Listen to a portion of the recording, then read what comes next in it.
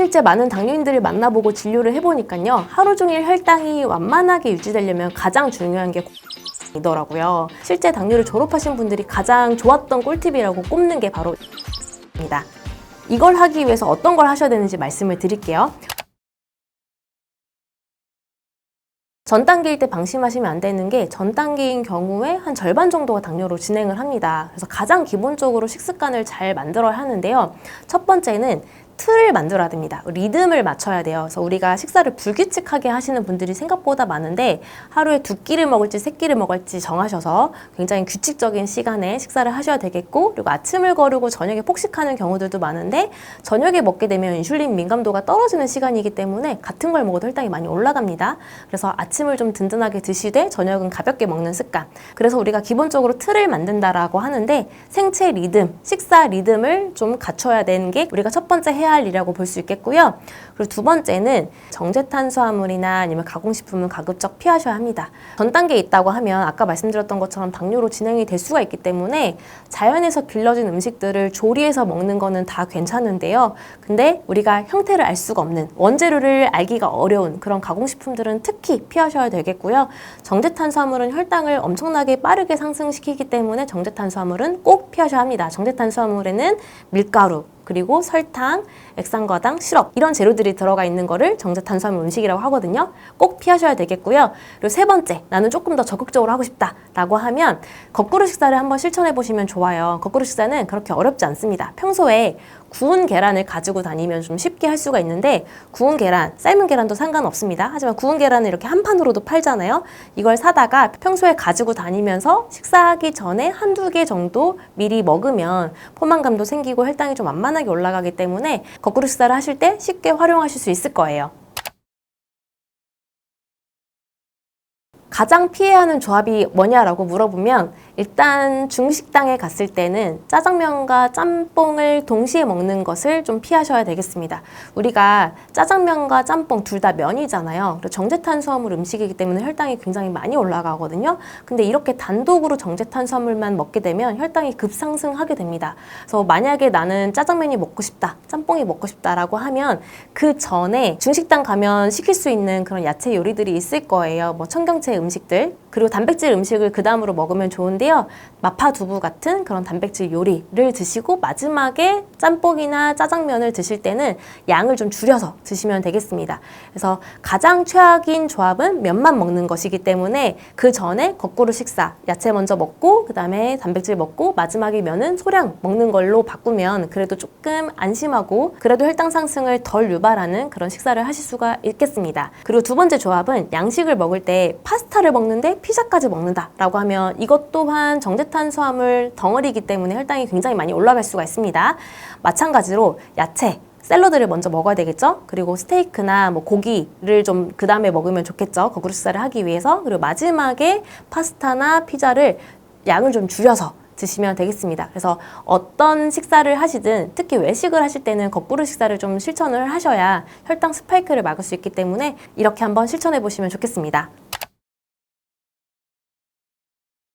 당뇨인들이 외식 때문에 굉장히 스트레스를 많이 받아 하세요. 왜냐면 사회생활을 해야 되잖아요. 가족들이랑 그리고 사랑하는 친구들 그리고 지인들이랑 식사를 할 때, 외식을 할 때 나 때문에 메뉴를 고르는데 방해될까 봐 걱정들 많이 하시거든요.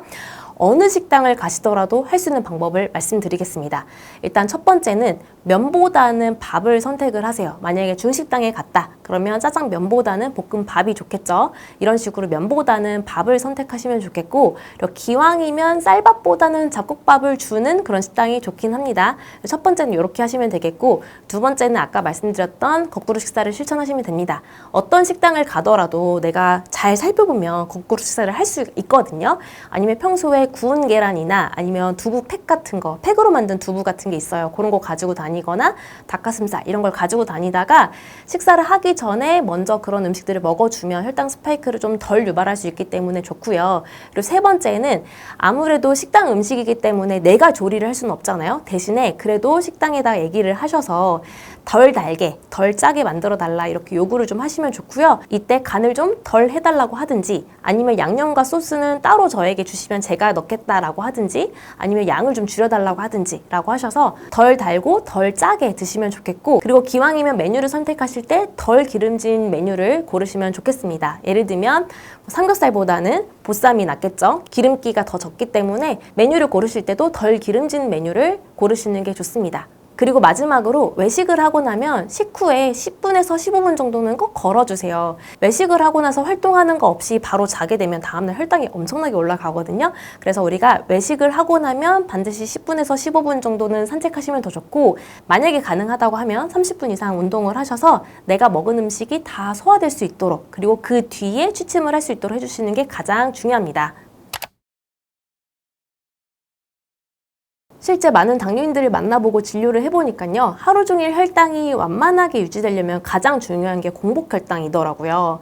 아침에 잰 공복혈당이 안정적이면 하루 종일 혈당이 완만하게 유지가 되는데, 아침부터 공복혈당이 너무 높으면 하루 종일 혈당이 기복도 심하고 높습니다. 그래서 아침에 잰 공복혈당이 안정적으로 나오게 유지하는 것, 이게 가장 중요하다고 생각하시면 되겠고요. 이걸 하기 위해서 어떤 걸 하셔야 되는지 말씀을 드릴게요. 우선 기본적으로는 탁상 달력을 준비를 하셔서 공복혈당을 매일 아침 적습니다. 적다 보면 평소보다 낮게 나오거나 평소보다 높게 나오는 날이 있어요. 그러면 내가 공복혈당은 아침에 재는 거기 때문에 어제 하루에 대한 결과거든요. 그래서 어제 어떤 것 때문에 혈당이 이렇게 바뀌었는지를 잘 살펴보시면, 내가 수면을 어떻게 했을 때, 저녁밥을 어떻게 했을 때 혈당이 달라지는지가 보입니다. 그러면 나는 몇 시에 자야 되고 저녁은 어떻게 먹어야 되고 5시에 먹어야 되는지 8시에 먹어야 되는지 이런 것들을 알 수가 있거든요. 내가 해야 될 것과 하지 말아야 될 것들이 좀 보이기 시작을 할 거예요. 그런데 제가 이걸 공복혈당 달력이라고 부르는데, 많은 환자분들과 함께 해보니까 크게 공통적으로 3가지 부분들이 있더라고요. 하나하나 살펴보도록 하겠습니다. 첫 번째는 저녁밥을 먹고 3-4시간 금식을 하셔야 돼요. 근데 이거는 거꾸로 식사 굉장히 많은 분들이 실천하고 있고, 현미밥 좋다고 해서 현미밥 많이 드시고 있는데, 저녁밥 먹고 3-4시간 금식하는 거는 거의 대부분 모르고 실천을 안 하시고 있습니다. 그래서 저녁밥을 먹고 나서는 아무리 몸에 좋다고 생각하는 견과류 그리고 과일 1-2조각 절대 안 되고요. 물 외에는 금식한다 이렇게 생각을 하셔야 되고, 이것만 잘 실천하셔도 다음날 공복혈당이 20은 뚝 떨어집니다. 그래서 저녁밥 먹고 3-4시간 금식하는 거, 그래서 소화를 다 시키고 자는 게 첫 번째이고요. 그리고 두 번째는 저녁 11시, 12시 전에 자서 7-8시간 총 수면을 깊게 취해 주셔야 합니다. 우리가 생각보다 수면의 중요성을 잘 모르기 때문에 늦게 자는 분들도 많고, 그리고 수면 시간이 아까워서 줄여서 주무시는 분들도 많은데, 공복혈당 달력을 계속 작성을 하다 보면 빨리 자거나 많이 자거나 깊게 잔 날 혈당이 낮게 나오는구나를 많은 분들이 많이들 경험하시고 말씀을 해주십니다. 그래서 수면 굉장히 중요하기 때문에 일찍 자고 7-8시간 자는 거 실천해 주셔야 되겠고요. 마지막으로 운동인데요. 운동은 안타까운 거는 운동을 그날 열심히 했다고 해서 다음날 공복혈당이 무조건 낮아지지는 않아요. 그래서 운동은 긴 호흡으로 장기적인 관점으로 하셔야 합니다. 그래서 당장 다음날 공복혈당을 떨어뜨리겠다 이런 욕심보다는 장기적으로 인슐린 저항성이 개선이 되고 심폐기능이 강화가 되고 수면에 도움이 되고 스트레스가 완화가 되기 때문에 운동은 장기적인 긴 호흡을 가지고 꾸준히 일주일에 3번 이상 유산소 운동하시고 2-3번 근력 운동을 덧붙여서 하신다면 아주 훌륭한 운동 구성이 될 수 있습니다. 그래서 이렇게 3가지를 잘 지키면서 공복혈당 달력을 적다 보면요, 공복혈당이 낮아지는 게 눈에 보일 거예요. 그래서 중요한 거는 공복혈당이 낮으면 하루 종일 안정되기 때문에 하루 종일 혈당이 안정되는 데 도움이 되고요. 그리고 공복혈당이 내가 요새 재보니까 계속 낮아지고 있네 라고 하면 향후에 검사할 당화혈색소도 당연히 떨어지게 됩니다. 그래서 공복혈당만 잘 활용하셔도 당뇨를 관리하거나 더 나아가서 당뇨를 졸업하는 데 큰 도움이 되기 때문에 꼭 활용해 보시면 좋겠고, 실제 당뇨를 졸업하신 분들이 가장 좋았던 꿀팁이라고 꼽는 게 바로 이 공복혈당 달력입니다.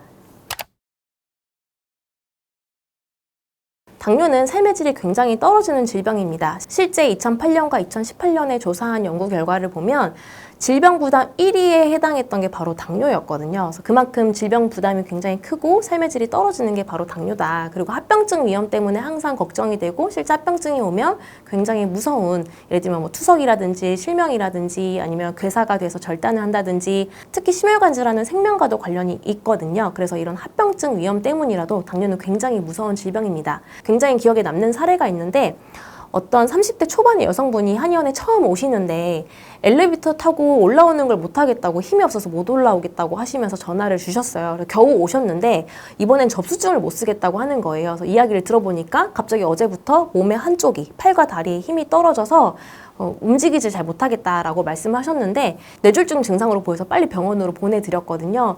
이렇게 우리가 나이가 젊다 하더라도 당뇨가 오면 굉장히 큰 문제로 이어질 수가 있는 게 바로 당뇨입니다. 그래서 지금 당장 내가 괜찮다라고 생각하고 방심하지 마시고 당뇨는 서서히 진행이 되기 때문에 혈당 수치는 지금 괜찮다 하더라도 췌장은 무리를 하고 있고 췌장이 지쳐가고 있을 수 있거든요.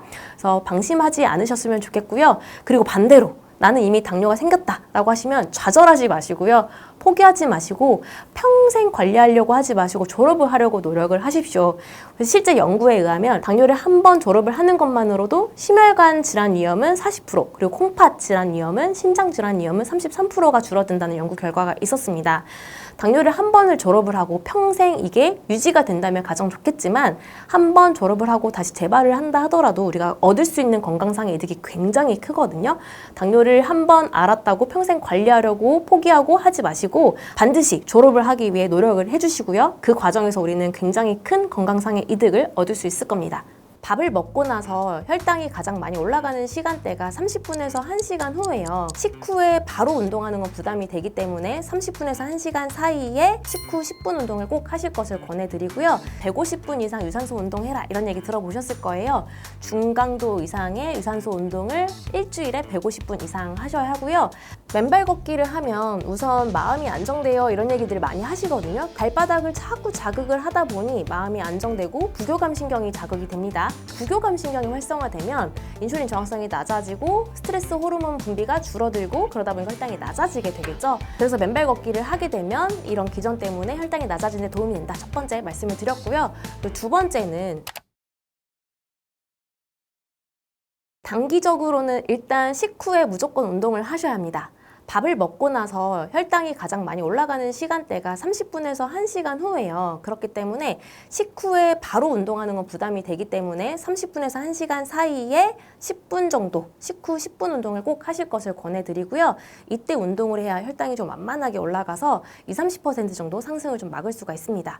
그리고 장기적인 관점에서는 150분 이상 유산소 운동해라 이런 얘기 들어보셨을 거예요. 중강도 이상의 유산소 운동을 일주일에 150분 이상 하셔야 하고요. 나는 5일 동안 하겠다. 그럼 30분씩 쪼개서 하시면 되고 3일 동안 하겠다. 그러면 50분씩 쪼개서 하시면 됩니다. 중강도 운동이라고 하는 거는 옆에 사람과 이야기를 할 때 약간 숨이 차는 정도의 운동이거든요. 그래서 빠르게 걷기, 계단 올라가기, 실내 자전거 어떤 거든 상관없으니까 내가 좋아하는 운동 하시면서 더불어 근력 운동을 일주일에 2-3번 정도 곁들여 주시면 좋습니다. 근육은 혈당을 흡수해주는 조직이기 때문에 근육이 늘어날수록 혈당 조절에 도움이 되기 때문에 유산소 운동 그리고 근력 운동을 적절하게 섞어서 장기적인 관점으로 운동을 꾸준히 이어나가셔야 되겠습니다. 맨발 걷기를 하면 우선 마음이 안정돼요 이런 얘기들을 많이 하시거든요. 그 이유가 맨발로 걷다 보면 발바닥에 온 신경이 집중이 됩니다. 이게 바로 명상 효과 때문에 그러는 건데요.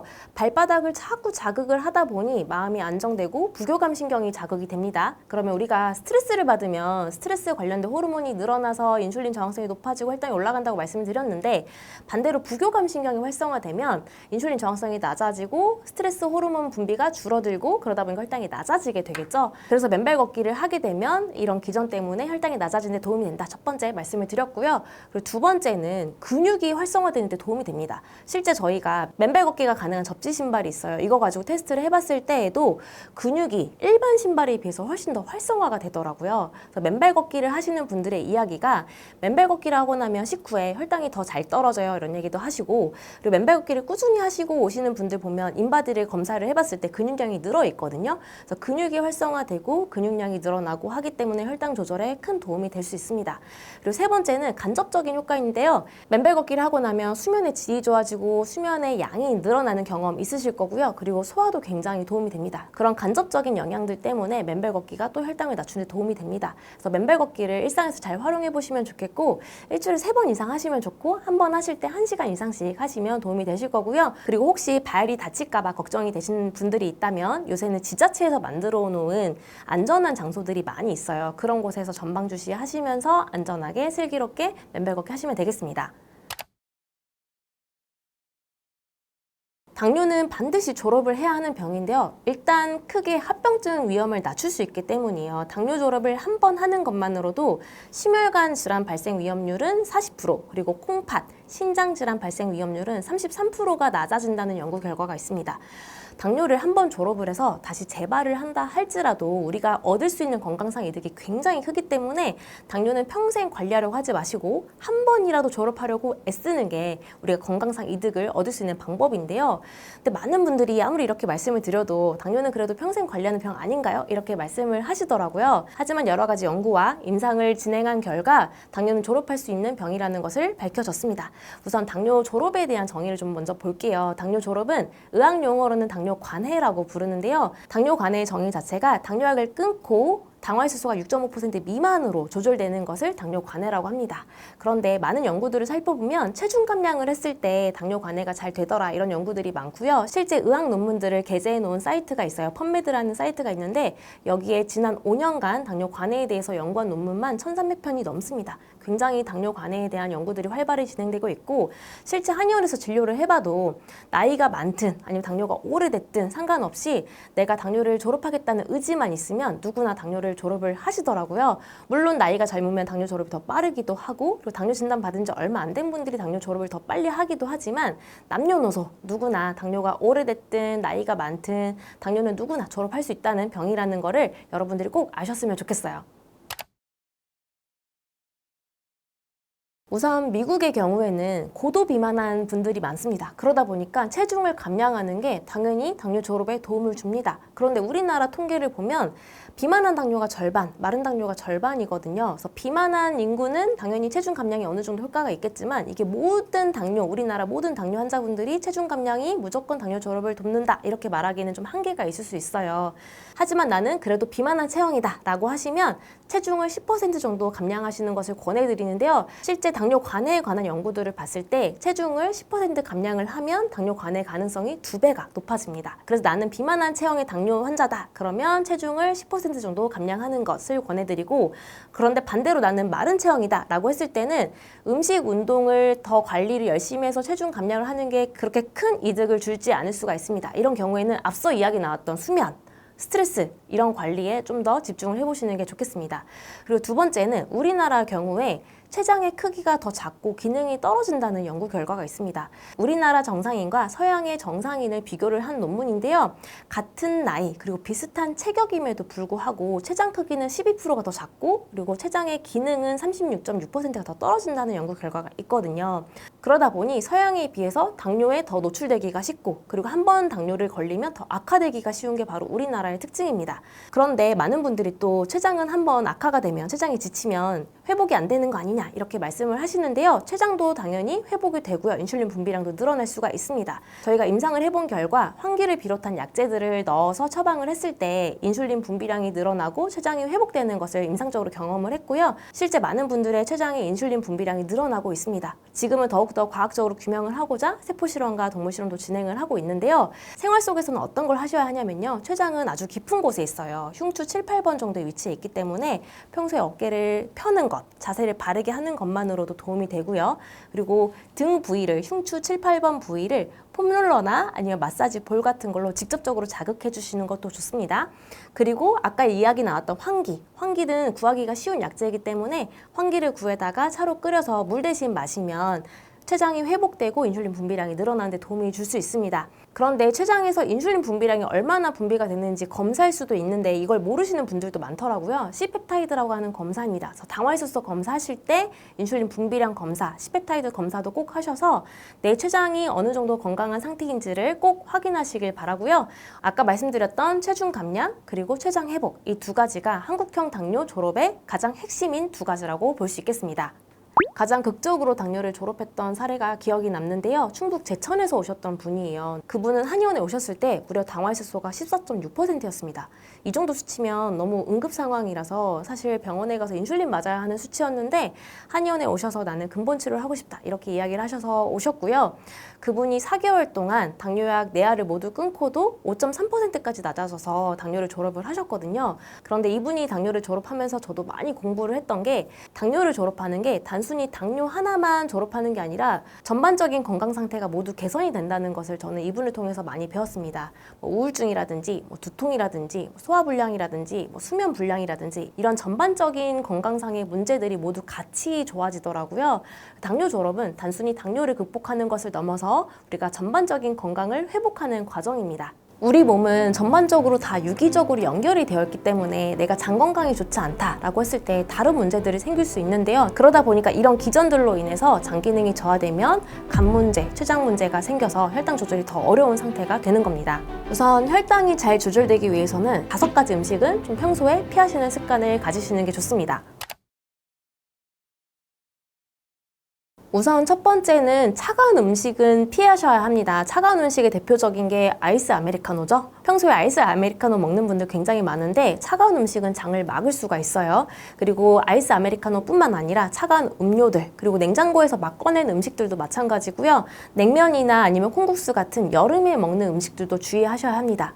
그리고 두 번째는 정제 탄수화물인데 밀가루 음식들이 특히 변을 더 딱딱하게 만들 수가 있어요. 섬유질이 많이 부족하기 때문인데 이런 음식들 피하시는 게 좋겠고요. 그리고 세 번째는 붉은 육류와 가공육을 조심하셔야 되는데요. 대표적으로 햄, 소시지, 베이컨 이런 것들 조심하셔야 합니다. 이런 음식들을 자꾸 먹다 보면 독성 가스가 유발되기가 쉽습니다. 그래서 몸에 자꾸 독소가 쌓이게 되고 염증이 늘어나기 때문에 변비를 더 유발할 수가 있습니다. 그리고 네 번째는 튀김과 스낵류를 조심하셔야 하는데요. 이런 음식들이 섬유질이 부족하고 그리고 염증 반응도 늘어나기 때문에 결과적으로 변비를 유발할 수가 있고요. 그리고 마지막 5번째는 탄닌이 많이 들어가 있는 음식들이 있어요.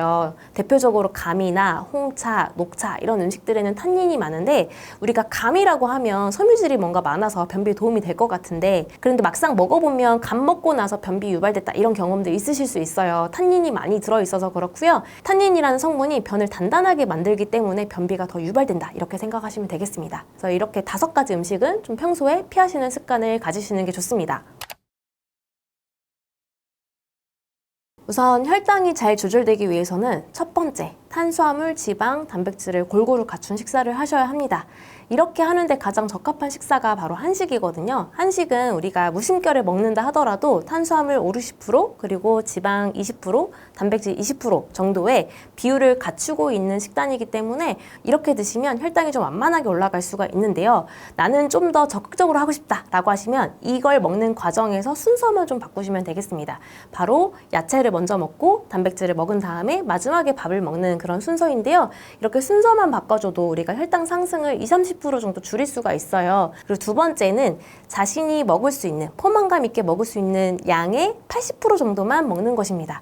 아까 이야기했던 거꾸로 식사를 하게 되면 먹는 과정에서 포만감이 생겨버리기 때문에 한 80% 정도만 먹어도 포만감이 생겨서 그만 먹게 되거든요. 그래서 거꾸로 식사를 활용을 하시거나 아니면 안 하시더라도 80% 정도만 먹는 습관을 미리 가져주시면 좋습니다. 그리고 세 번째는 혈당을 낮추기 위해서는 정제 탄수화물을 피하는 그런 습관을 가지셔야 하는데 정제 탄수화물은 섬유질이 부족하다 보니까 혈당이 좀 많이 올라가기도 하고요.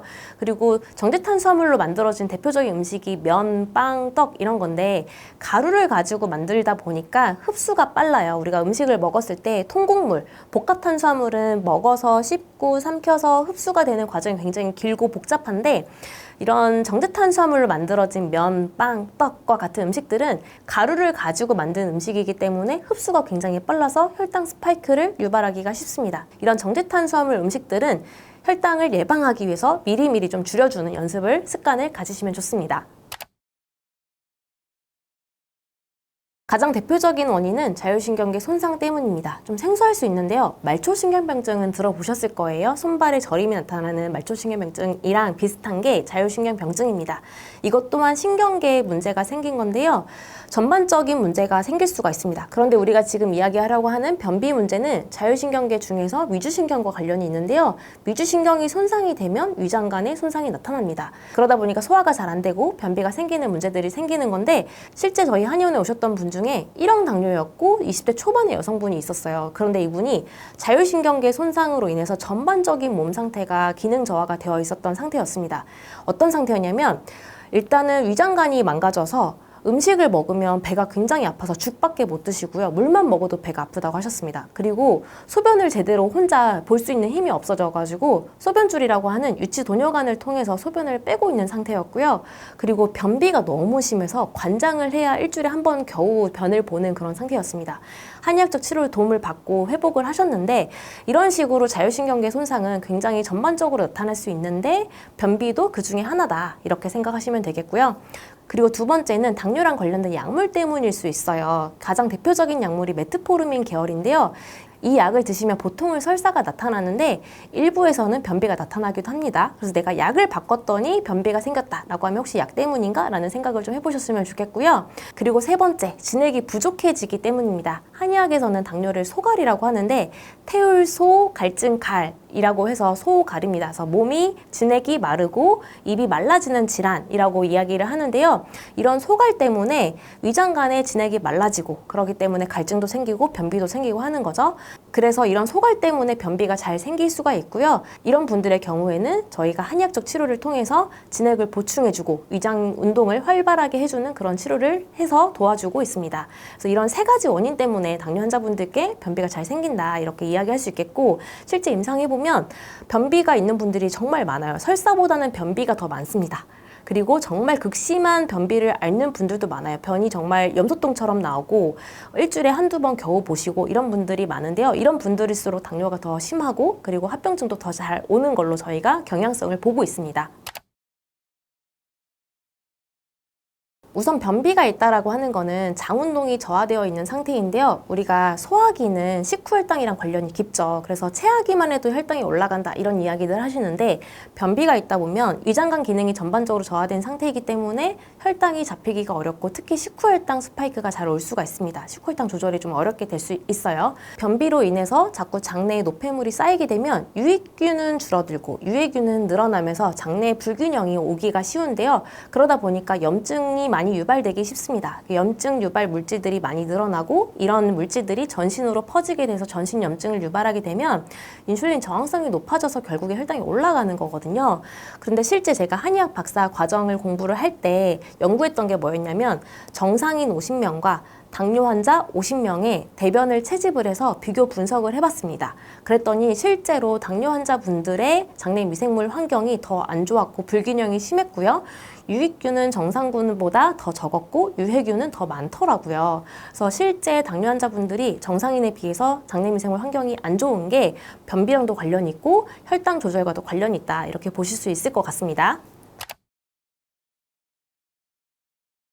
우리 몸은 전반적으로 다 유기적으로 연결이 되어 있기 때문에 내가 장 건강이 좋지 않다라고 했을 때 다른 문제들이 생길 수 있는데요. 첫 번째, 간에 영향을 줄 수가 있습니다. 장 기능이 저하가 되면 자꾸 독소가 쌓이게 되는데요. 이런 독소들이 문맥을 따라서 간으로 가게 되면 염증을 유발합니다. 그래서 간에 염증이 많아지는 상황이 되는데, 우리가 간 기능을 평가할 때 검사하는 간 효소 수치가 있어요. 감마지TP, ALT, AST 이런 검사들이 있는데, 이런 수치들이 동반해서 상승하게 됩니다. 근데 우리가 문제는 뭐냐면, 간은 혈당을 조절해주는 장기예요. 포도당을 저장했다가 필요할 때 방출해주는 장기인데, 간의 효소 수치가 증가하고 하다 보면 간 기능이 점점 더 떨어지기 때문에 당연히 혈당을 조절할 수 있는 능력이 떨어집니다. 그럼 혈당이 높아지겠죠? 그리고 두 번째, 췌장에도 영향을 줄 수가 있는데요. 음식물이 들어와서 장을 자극을 하게 되면 인크레틴이라는 호르몬이 만들어집니다. 근데 얘가 췌장을 자극해서 인슐린 분비량을 늘리게 해주는 호르몬이에요. 그런데 장 기능이 저하된 상태면 인크레틴 호르몬이 잘 안 나오게 돼요. 그러면 췌장을 자극할 수 없고 혈당을 그래서 낮추기가 어렵게 되겠죠. 그러다 보니까 이런 기전들로 인해서 장 기능이 저하되면 간 문제, 췌장 문제가 생겨서 혈당 조절이 더 어려운 상태가 되는 겁니다. 한의학에서는 변비가 있다라고 해서 장만 보지는 않아요. 전반적인 복합적인 문제들을 항상 확인하고 진단하고 하는 게 한의학인데요. 크게 5가지로 쉽게 이야기를 할 수 있을 것 같습니다. 첫 번째는 진액이 부족한 경우인데요. 앞서 이야기했던 것처럼 소갈, 즉 진액이 부족해지면 위장관에도 진액이 부족해지기 때문에 갈증도 쉽게 생기고 변비도 생기거든요. 그래서 진액이 부족한 경우에 변비가 잘 올 수 있고요. 그리고 두 번째는 기체형입니다. 기체형은 감기울결이라고 해서 스트레스를 받고 울결되는 상황입니다. 이런 분들은 가스도 잘 차요. 그래서 이럴 때는 감기울결을 해소해주는, 기가 울체된 것을 풀어주는 치료를 하게 되고요. 그리고 세 번째는 기허형인데 우리가 기력이 떨어지는 경우에는 장 기능도 떨어지기 때문에 장도 힘이 없어지기 때문에 변비가 유발될 수 있습니다. 이럴 때는 환기와 같은 약재들을 가지고 기운을 끌어올려준다든지 아니면 보증기탄 같은 대표 처방들이 있을 수 있고요. 그리고 네 번째는 몸에 열이 많을 때도 변비가 올 수 있어요. 예를 들면 잦은 외식 아니면 기름진 거 많이 먹는 분들, 수면이 부족한 분들, 이런 분들 중에 몸에 열이 많아서 변비가 유발되는 경우들이 있거든요. 아니면 반대로 몸이 너무 차서 변비가 오는 경우도 있습니다. 평소에 손발이 차다든지 복부가 차다든지 이런 분들은 몸이 너무 차기 때문에 변비가 오기도 합니다. 그런데 저희가 진료를 해보면 당뇨 환자분들은 이 중에서 진액 부족형이 가장 많더라고요. 그런 경우에는 진액이 부족한 건 혈액까지 같이 부족한 거기 때문에 저희가 사물탕 계열의 처방에다가 도인 홍화 같은 장운동을 촉진시킬 수 있는 그런 약재들을 같이 넣습니다. 이렇게 배합을 하면 변비가 개선이 되고 장운동이 좀 활발해지는 그런 경험들을 하게 됐고요. 그리고 박사과정에서 연구를 했을 때 우리나라 당뇨 환자분들이 정상군에 비해서 락티카제이 바실러스라고 하는 유산균이 특히 부족했었습니다. 이게 유익균인데 부족한 게 굉장히 큰 특징이었거든요. 그래서 유산균 제품을 고를 때 락티카제이 바실러스 유산균이 들어간 제품을 고르면 조금 더 슬기롭게 한국형 당뇨에 맞는 유산균을 고를 수 있을 거다, 이렇게 생각하시면 되겠습니다. 일단 당뇨에 관심 있는 분들은 당뇨에 좋다는 음식을 많이 찾더라고요. 여주가 좋다, 돼지 감자가 좋다 이러면서 그런 음식들을 많이 먹으려고 노력을 하는데요. 저는 개인적으로 여주를 하루에 5번을 먹는 것보다 당뇨에 좋지 않은 음식을 5번 안 먹는 게 더 중요하다라고 말씀을 드리고 있습니다. 그래서 꼭 피해야 할 음식 3가지를 말씀을 드릴게요.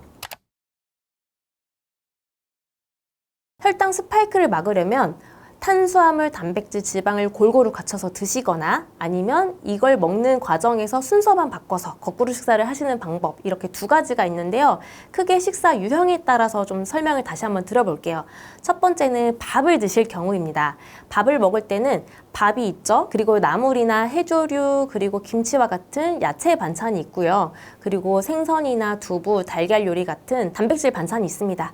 이걸 골고루 갖춰서 드시면 이것만으로도 그래도 혈당이 좀 만만하게 올라갈 수가 있고요. 나는 조금 더 적극적으로 하고 싶다라고 하면 나물이나 해조류를 먹고 그 다음에 단백질 음식을 먹고 마지막에 밥을 먹는 식사 순서만 좀 바꿔서 하는 그런 습관을 들여주시면 되겠습니다. 그리고 두 번째, 나는 밥 대신에 다른 걸 좀 먹고 싶다라고 하는 경우인데요. 고구마를 먹겠다, 과일을 먹겠다 이런 경우에는 단독으로 먹으면 혈당이 너무 많이 올라갈 수 있기 때문에 단백질과 지방을 같이 갖춰서 드셔야 합니다. 그래서 고구마를 단독으로 먹기보다는 그릭 요거트 그리고 야채 샐러드 같은 것을 같이 드시면서 고구마를 먹는다든지 아니면 이걸 토핑으로 넣어서 같이 드셔도 괜찮거든요. 아니면 샐러드를 먹을 때 닭가슴살이나 치즈 그리고 각종 과일 같은 거를 같이 토핑해서 같이 드시는 것도 좋은 방법입니다.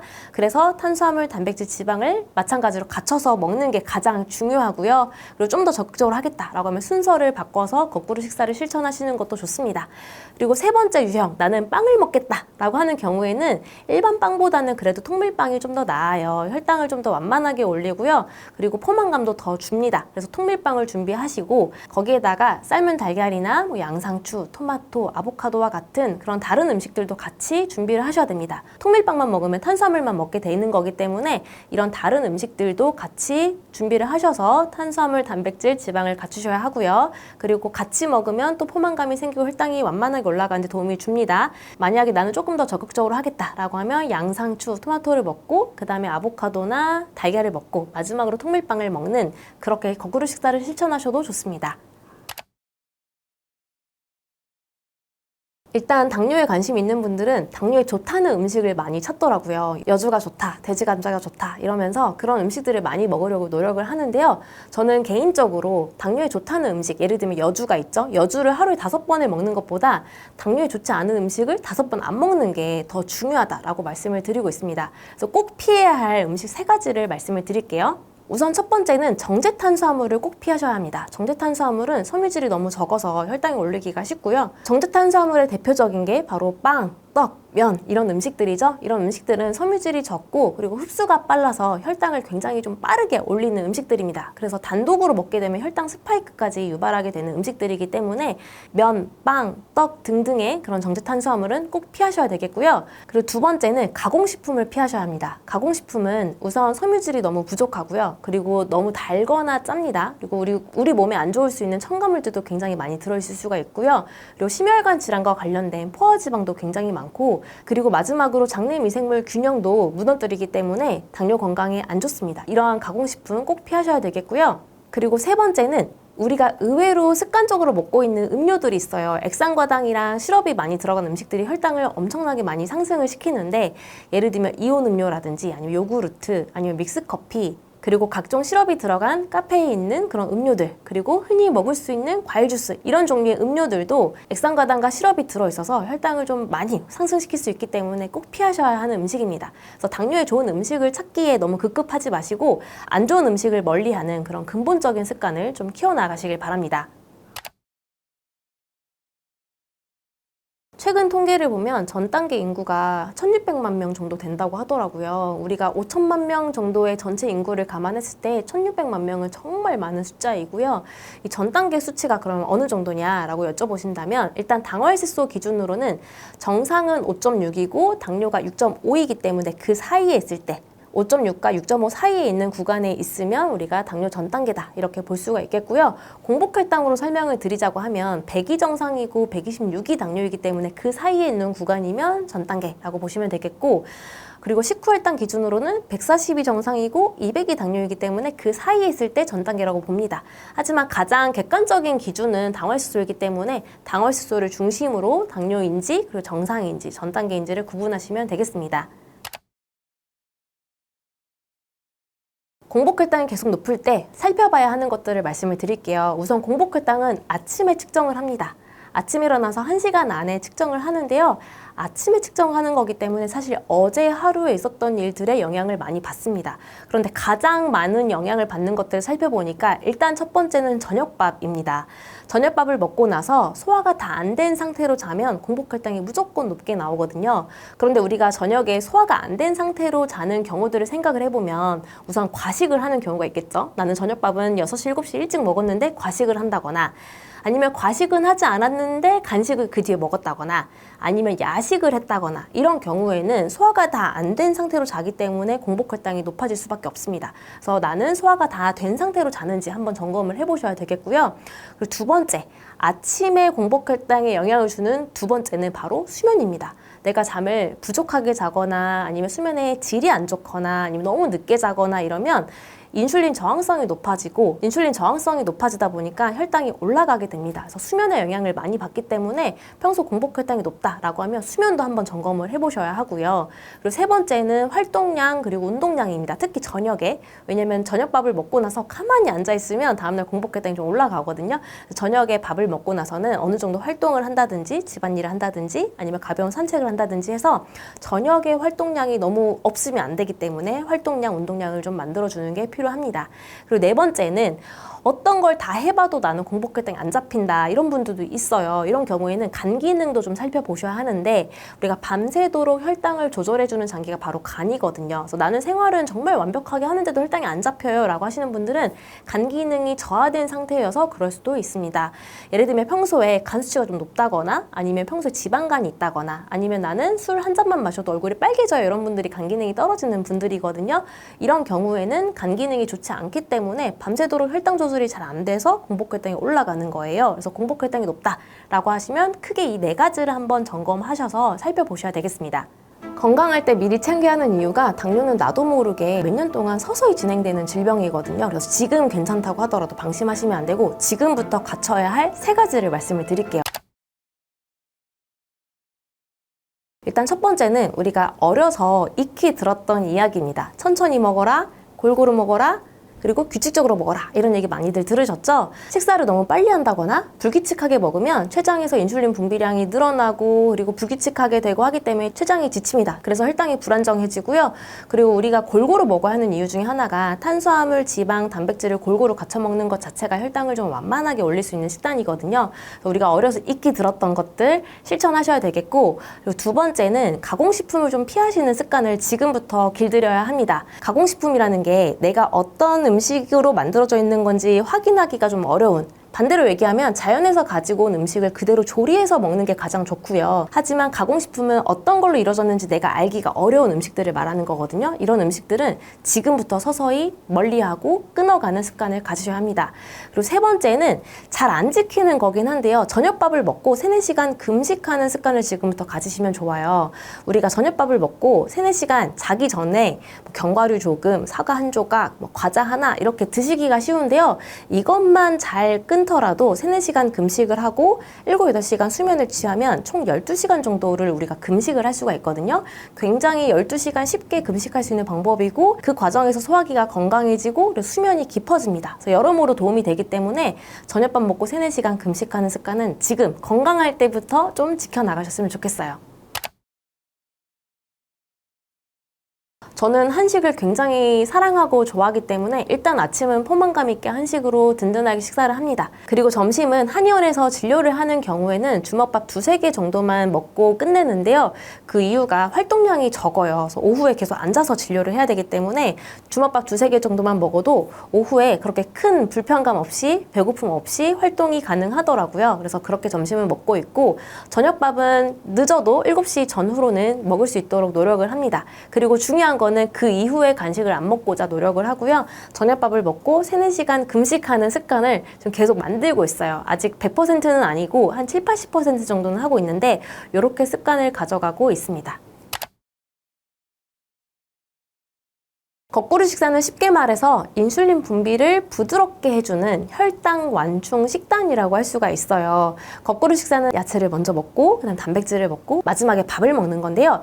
야채를 먼저 먹다 보니까 당 흡수가 천천히 되고요. 다음으로 단백질을 먹게 되면 장을 자극을 해서 인크레틴 호르몬이 만들어집니다. 그런데 얘는 또 췌장을 자극해서 인슐린 분비량을 늘리기 때문에 혈당을 잡는 데 용이한 그런 습관이라고 볼 수가 있어요. 거꾸로 식사를 강조하는 이유가 우리가 한식을 먹는 과정에서 굉장히 쉽고 간단하게 적용할 수 있는 식단이기 때문이거든요. 사실 우리가 좋다는 식단들이 있죠. 지중해 식단도 있고 그다음에 저탄고지 하시는 분들도 있고 그리고 시간을 나눠서 16:8 간헐적 단식을 하시는 분들도 있는데 문제는 현실적으로 장기적으로 가지고 가기가 어렵다는 점입니다. 하지만 거꾸로 식사는 우리가 일상에서 먹는 그 속에서 순서만 바꾸면 되기 때문에 굉장히 간단하게 적용이 가능합니다. 여러분도 하실 수 있고 실제 연구를 해봐도 거꾸로 식사를 한 그룹이 그렇지 않은 그룹에 비해서 인슐린 분비량도 더 완만하고 혈당 상승도 더 적더라. 이런 연구 결과들이 많기 때문에 한번 활용을 해보시면 좋겠습니다. 아침 식사를 거르는 분들이 많던데 아침 식사를 거르게 되면 간에서 포도당을 오히려 더 방출하기 때문에 혈당이 올라가기도 합니다. 그래서 아침 식사는 포만감이 있으면서도 혈당이 좀 완만하게 올라가는 식단을 하시면 좋아요. 만약에 나는 밥을 먹는 사람이다 라고 하면 밥을 먹는다고 하는 거는 탄수화물, 지방, 단백질이 골고루 갖춰진 식단이기 때문에 나물 반찬, 김치, 그리고 단백질 관련된 음식은 생선, 두부, 달걀, 요리 이런 것들이 있겠죠? 그리고 잡곡밥으로 이루어진 식사를 하시면 되겠고 이렇게 탄수화물, 지방, 단백질이 골고루 갖춰진 식사를 하시게 되면 포만감도 생기고 혈당도 완만하게 올라가게 됩니다. 그런데 나는 밥을 먹는 게 좀 불편해, 속이 불편하거나 아니면 시간이 없어서 다른 걸 먹고 싶다라고 하시는 분들은 그릭 요거트에다가 견과류나 아니면 과일, 야채 같은 거 토핑으로 얹어서 같이 드셔도 괜찮거든요. 그래서 그릭 요거트 활용하시는 것도 좋고 아니면 아침에 샐러드를 든든하게 드시는 방법도 있습니다. 여러 가지 야채에다가 과일이나 닭가슴살 같은 거, 치즈 이런 것들을 골고루 넣어서 같이 드시면 포만감도 생기고 혈당도 좀 완만하게 올라갈 수 있기 때문에 밥을 드시거나 아니면 다른 걸 드신다고 하면 이렇게 탄수화물, 단백질, 지방을 갖춰서 드신다고 하면 아침 식사로 굉장히 유용하게 드실 수 있을 거예요. 당뇨를 예방하고자 하는 거기 때문에 일단 세세한 음식이나 운동보다는 리듬을 좀 맞춰야 한다 이런 말씀을 드리고 싶어요. 우선 식사 리듬 그리고 수면 리듬이 있겠는데요. 일단 식사는 불규칙하게 식사하시는 분들이 생각보다 많습니다. 하루에 어떤 날은 2끼, 어떤 날은 3끼 이렇게 드시기도 하고 또 아침은 거르는데 저녁엔 또 폭식하시는 경향도 있고 하기 때문에 이런 리듬을 맞추는 게 굉장히 중요하고요. 특히 저녁을 많이 먹게 되면 저녁에는 인슐린 민감도가 굉장히 떨어지기 때문에 같은 음식을 먹어도 혈당이 많이 올라갑니다. 그래서 하루에 2끼를 먹을지 3끼를 먹을지 정하셔서 이거를 항상 같은 시간대에 먹으려 노력하는 것, 그리고 아침은 되도록 드시고 저녁은 가볍게 드시는 것, 이렇게 해서 리듬을 좀 맞추셨으면 좋겠고, 두 번째는 수면 리듬도 맞추셔야 돼요. 수면도 굉장히 불규칙하게 생활을 하시는 분들이 많은데 우리가 한두 시간만 차이가 나도 한두 시간 시차가 나는 나라에 갔다 오는 거랑 같고요. 그리고 또 연구 결과를 보면 썸머타임을 도입하는 나라들이 있거든요. 그런 나라들 데이터를 보면 시간을 1시간 땡기는 날, 그런 날 수면을 1시간 덜 했기 때문에 심혈관 질환이 늘어나고요. 서머타임이 끝나서 1시간 뒤로 늦추는 날, 그런 날 심혈관 질환이 낮아지는 것을 확인할 수가 있습니다. 그래서 우리가 수면이 한두 시간 차이 나는 게 별거 아닌 것 같지만 굉장히 우리 몸에는 큰 불편감을 줄 수가 있거든요. 그래서 항상 같은 시간대에 자고 7, 8시간 자는 것, 되도록 일찍 자야 되겠죠. 11시, 12시 전에 자서 7, 8시간 자는 것, 그래서 수면 리듬까지 맞추셔야 합니다. 그래서 우리가 리듬을 맞춰놓은 다음에 세세한 음식, 운동 이런 게 가미가 됐을 때 우리 몸이 더 건강해지는 거기 때문에 당뇨를 예방하고자 한다면 우선 먼저 리듬을 맞추실 것을 당부드리고 싶어요.